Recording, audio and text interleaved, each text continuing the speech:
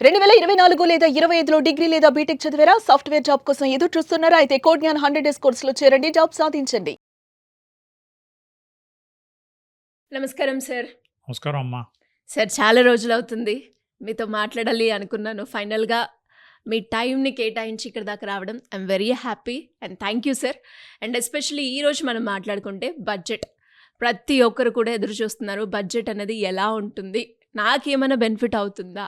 ఎలా ఉండబోతుంది అన్నది. అండ్ ఎస్పెషల్లీ మిడిల్ క్లాస్ వాళ్ళకి ఈ బడ్జెట్ ద్వారా ఏం దక్కింది? ఏం దక్కలేదు అంటే ఏం చెప్తారు సార్? థ్యాంక్స్ అమ్మా ఫర్ కాలింగ్ మీ. బడ్జెట్‌లో నిర్మలా సీతారామన్ గారు ముందే వరాలు ఇచ్చేశారు. ప్రత్యేకంగా బడ్జెట్‌లో ఇచ్చిన వరాలేం లేవు. హ్మ్. ఎందుకంటే జీఎస్టీ తగ్గించారు. ఇన్సూరెన్స్ మొదలుకొని చాలా వాటికి జీఎస్టీ తగ్గించారు. అది పెద్ద వరమే కదా! అంతకంటే ముందే ఇన్‌కమ్ టాక్స్ స్లాబ్ పెంచేశారు. 12,00,000 ఊహించిన దానికంటే ఎక్కువ పెంచారు. అది పెద్ద వరమే కదా! ఇట్లాంటి వరాలు చాలా ఇచ్చేశారు. ఇదివరకమ్మా బడ్జెట్ అంటే ఎదురు చూసేవాళ్ళు వరాలొచ్చేవి. హ్మ్. ఇప్పుడు ఆ రోజులు పోయినాయి. బడ్జెట్ సాదాసీదాగా అంటే పెద్ద పెద్ద విషయాలు మాట్లాడుతుంటారు ఇప్పుడు అంతే. అంటే కమిటీలేయటము అట్లాంటివి ఇస్తుంటారు. ఇప్పుడు ఏంటంటే నేను అబ్జర్వ్ చేసింది ఏంటంటే అమ్మా, ఈ గవర్నమెంట్‌లో ఉన్నవాళ్ళు కన్విన్స్ చేయలేనప్పుడు కన్‌ఫ్యూజ్ చేస్తారు. హ్మ్. ఎందుకంటే డేటా ఎక్కువ ఇచ్చేసేసి కన్‌ఫ్యూజ్ చేస్తారు. అవి అర్థం కాకుండా ఉంటాయి. దాని అర్థమయ్యేట లోపు వాళ్ళ పని ఆళ్ళు చేసుకుంటారు. అందుకని ఎక్కువ కమిటీలేసేసారు ఇప్పుడు. తర్వాత ఇప్పుడు మనం ఆశించింది ఏంటంటే, అంటే రూపీ, డాలర్ రేటు మన రూపీ వీక్ అయిపోయింది. ఎందుకని ఫారెక్స్ అంటే ఫారిన్ ఇన్వెస్టర్స్ డబ్బులు తీసుకెళ్ళిపోతున్నారు. అవును. సో, వాళ్ళకి ఇన్సెంటివ్ ఏమైనా ఇస్తారా అని చెప్పి ఇన్వెస్టర్స్ ఆశించారు. ఏమి లేదు. అది కాకుండా ఇంకా దెబ్బలు కొట్టారు. ఎట్లా? ఇప్పుడు షేర్స్ బైబ్యాక్ చేస్తే దాని మీద టాక్స్ ఏశారు. ఇప్పుడు ఫర్ ఎగ్జాంపుల్ ఇన్ఫోసిస్ కంపెనీ ఉంది. ఇన్ఫోసిస్ కంపెనీ షేర్లు బైబ్యాక్ చేసింది. బై చేయడం వల్ల మన మార్కెట్ రేట్ కంటే ఎక్కువ రేట్ వచ్చింది ఇన్వెస్టర్స్‌కి.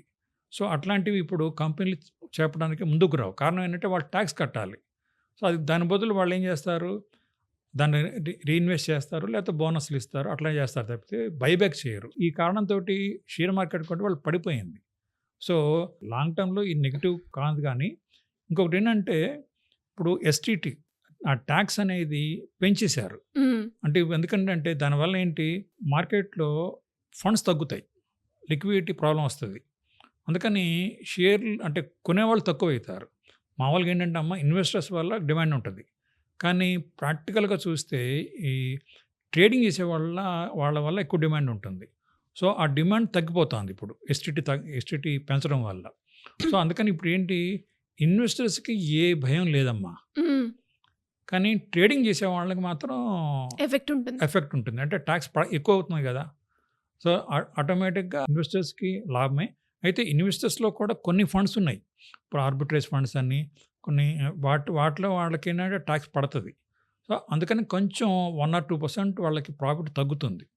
సో, కానీ లాంగ్ టర్మ్ ఇన్వెస్ట్ చేసే వాళ్ళకి మంచి బడ్జెటే. మనం ఇది ఆశించదగిన బడ్జెటే ఫర్ ఇన్వెస్టర్స్. సో, కస్టమర్స్‌కొచ్చేటప్పటికి ఒక కన్జ్యూమర్‌గా ఇది ప్రత్యేకంగా చెప్పాల్సింది ఏం లేదమ్మా. హ్మ్. అన్నీ మామూలుగా ఇచ్చేశారు. తర్వాత ఇంకా చిన్న చిన్న వరాలు ఇచ్చారు. అంటే చెప్పడానికి చిన్న వరం గాని ఇప్పటి వరకు ప్రతి జిల్లాలో ఒక గర్ల్స్ హాస్టల్ పెట్టా అన్నారు. అట్లానే ట్రైనింగ్ సెంటర్స్ డెవలప్ చేస్తా ఉంటున్నారు. అట్లాంటివి ఖచ్చితంగా మంచిదే.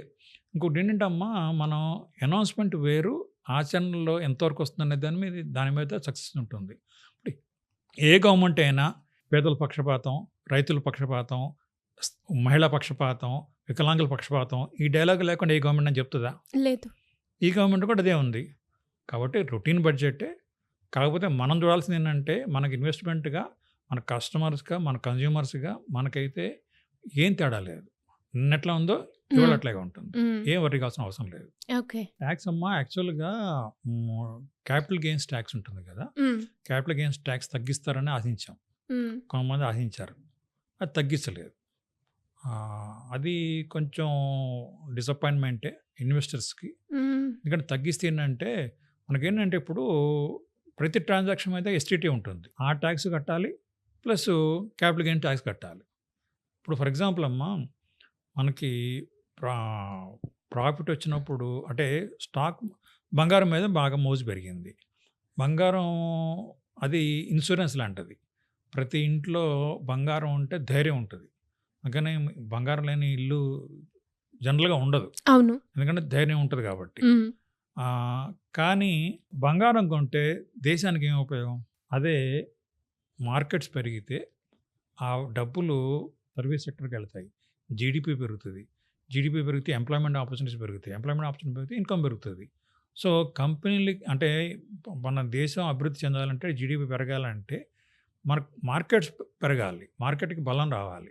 సో, మార్కెట్‌కి బలం ఇచ్చేటట్టుగా బడ్జెట్‌లో ఏమీ లేదు. కానీ కనీసం గోల్డ్ మీదేమైనా ఎఫెక్ట్ చూపించేటట్టుగా ఏస్తారనుకుంటే అది కూడా ఏమి లేదు. హ్మ్. ఫైనాన్స్ మినిస్టర్ ఏమి చెప్పలేదు.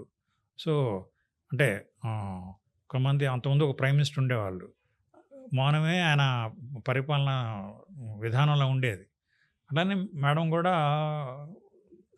తన దాన్ని తను చూసుకుంటది. మార్కెట్ సెటిల్ అవుతుందనే ఉద్దేశంతోటి వాటి మీద ఏం కామెంట్ చేయలేదు. ఆహ్, ఇది కంట్రీ గ్రోత్‌కి ఇప్పుడు మన చేసిన కమిటీస్ కానీ అవన్నీ కూడా కార్యరూపం దాలిస్తే లాంగ్ టర్మ్‌లో బెనిఫిట్ ఉంటుందేమో కానీ, హ్మ్. ప్రస్తుతానికి ప్రత్యక్షంగా కనిపించే బెనిఫిట్ అయితే నాకైతే కనపడలేదమ్మా. జాయింట్ టాక్స్ ఉన్నా, లేకపోయినా మనం ప్లాన్ చేసుకుంటే హ్యాపీగా ఉంటదమ్మా. హ్మ్. ఎందుకంటే మన ఇంకొకటి ఫర్ ఎగ్జాంపుల్ హస్బెండ్ ఇన్‌కమ్ ఉంది. వైఫ్‌కి ఇన్‌కమ్ లేదు. ఏం చేస్తారు? హస్బెండ్ వైఫ్ పేరుతో ఇన్వెస్ట్ చేస్తారు. కానీ క్లబ్బింగ్ క్లాజ్ వల్ల హ్మ్. వైఫ్ పేరుతో ఇన్వెస్ట్‌మెంట్ చేసినా కూడా హస్బెండ్ ఇన్‌కమ్‌లో కలిపి టాక్స్ కట్టాలి.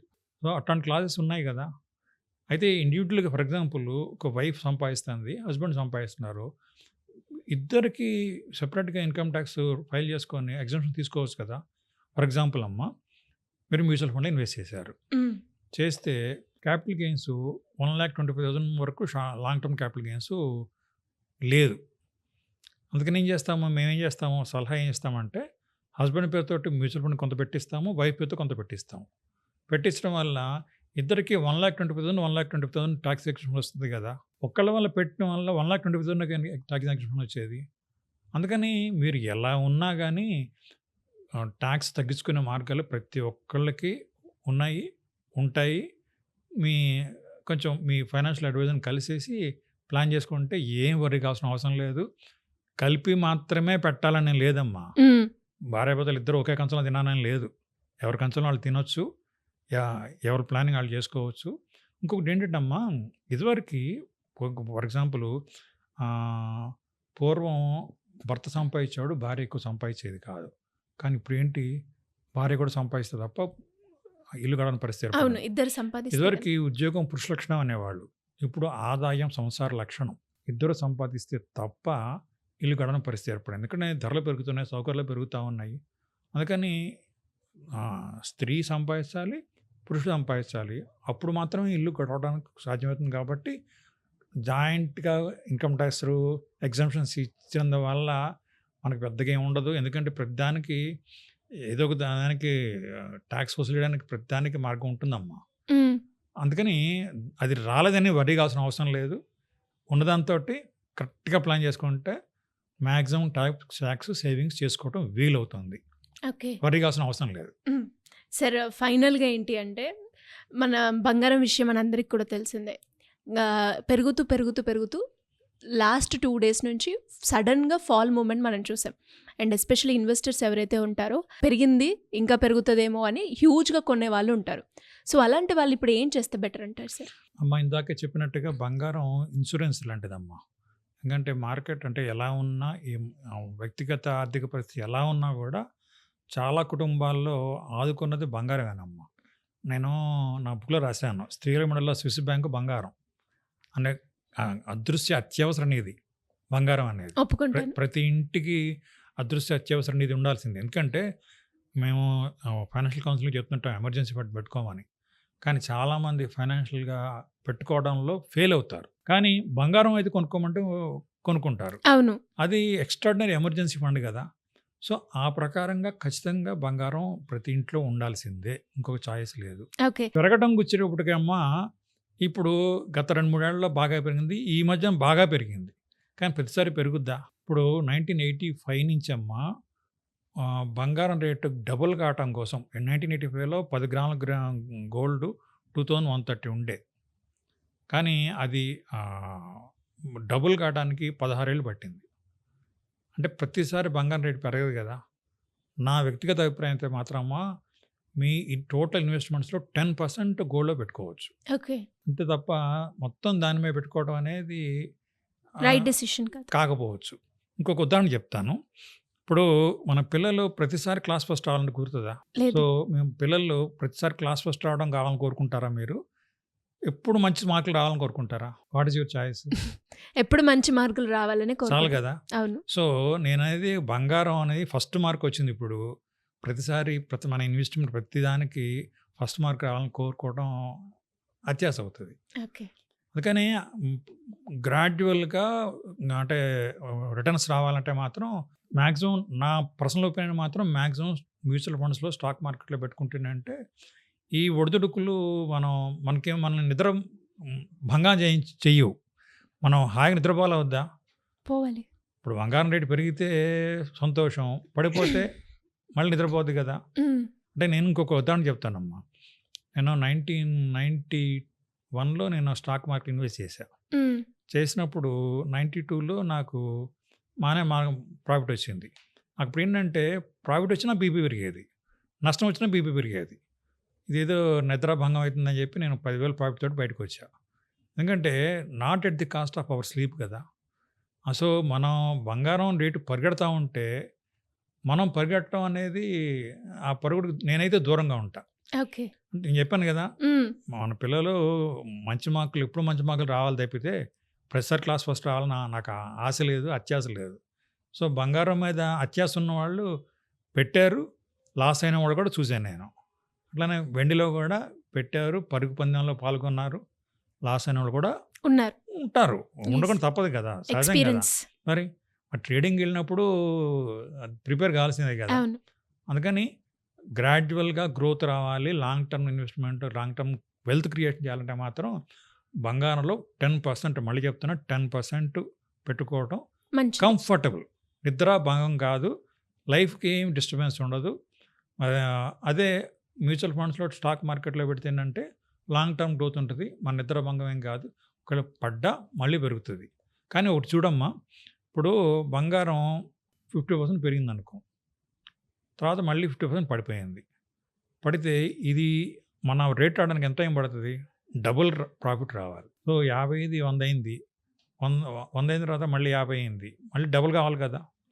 అందుకని ఇది అది అంటే నా బీపీ పెంచుకునే మార్గాలెందుకు? కానీ ఇప్పటికి కూడా మీరు బంగారం కొనాలనుకుంటే సిప్ విధానంలో కొనండి. ఓకే. ఓవరాల్‌గా సార్ ఈ బడ్జెట్ గురించి మీ ఒపీనియన్ ఏంటి ఫైనల్‌గా 1 వర్డ్‌లో? ఇన్వెస్టర్సు మీ ఇన్వెస్ట్‌మెంట్సు హాయిగా మీ పని మీరు చేసుకుంటూ హ్మ్. నిద్రాభంగం కాకుండా, మీ కంఫర్ట్ దూరం కాకుండా హాయిగా ఇన్వెస్టర్‌గా ఉండండి. ట్రేడింగ్ జోలికి వెళ్ళకండి. ఒకవేళ వెళ్ళదలుచుకుంటే నష్టానికి సిద్ధపడండి. ఈలోపు ట్యాక్స్ తినేస్తదమ్మా. హ్మ్. ఆ ట్యాక్సు పెంచారు కాబట్టి అయితే ఇది కూడా అలవాటు పడిపోతారు. ఎస్టీటీ అనేది కొంచెం పెంచారు. పెంచితే ఏమైద్ది?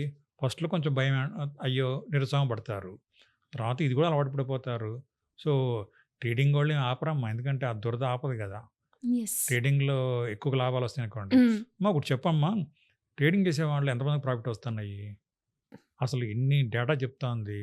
5% కూడా ప్రాఫిట్‌లో ఉన్నోళ్ళు లేదు. ఆ 5%లో కూడా 4% టాక్స్ రూపంలో పోతుంది ఆళ్ళకి. హ్మ్. ఓన్లీ 1% దే ఆర్ గెట్టింగ్ లాభాలు ప్రాఫిట్. యెస్. పొందుతున్నారు. ఒకటమ్మా. ఇంకొకటి స్టాక్ మార్కెట్ అనేది బిగ్ ప్లేయర్స్ గేమ్ అమ్మా. ఇప్పుడు మీరు నేను 100, 200 షేర్లు, 1000 షేర్లు కొంటే మార్కెట్ ఏం ప్రభావం చూపించదు. కానీ బిగ్ ప్లేయర్స్ ఉంటారు కదా! కోట్లు కోట్లు ఉన్నవాళ్ళు. వాళ్ళు ఒక షేర్ పడేయాలి అనంటే 1,00,000 షేర్లు కొంటారు. లేదా అమ్ముతారు. వాళ్ళ షేర్లు వాళ్ళ హ్యాండ్ పడితే కావాలంటే రేట్ పెంచుతారు, తగ్గిస్తారు. పడేస్తారు. సో, ఆ బిగ్ ప్లేయర్స్ తోటి చిన్న చిన్న ట్రేడర్స్‌కి ఎందుకమ్మా బాధ? Yes sir. హాయిగా మనం గ్రాడ్యువల్‌గా సిప్ విధానాల్లో ఇన్వెస్ట్ చేసుకుంటే మంచిది.